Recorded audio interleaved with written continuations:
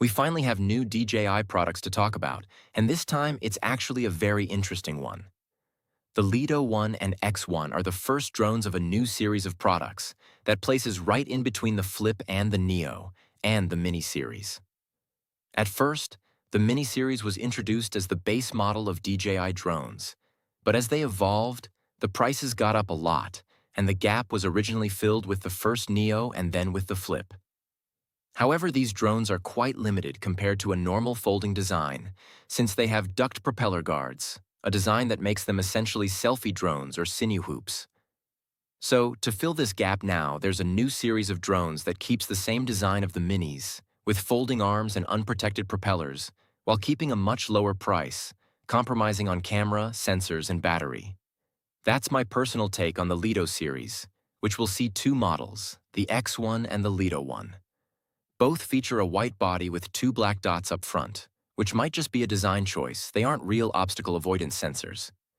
The arms fold like newer DJI mini drones, and the battery slides in from the back. What seems to be different between the two is the camera. The Lito X1 has a camera module that looks the same as the Flip, so there's a chance it might have a two-axis gimbal. So the Lito one could just be an upgraded version of the X1 with a better camera.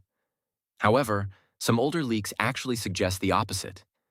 The Lito one could be the replacement of the Mini 4K, priced at around €300, while the Lito X1 could be a higher-hand product with features like obstacle avoidance or better transmission.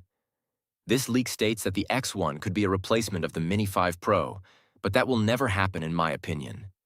And to me, the difference might only be the camera, as I said, and they both won't have obstacle avoidance sensors.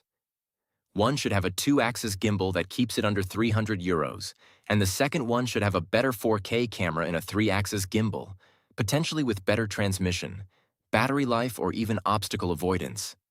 This is just my personal opinion on the difference between the two drones, but to have some accurate information, we must wait for some more leaks that will surely come in the next few weeks. So make sure you're subscribed to not miss any new update through the channel's posts, and drop a like if this video was helpful.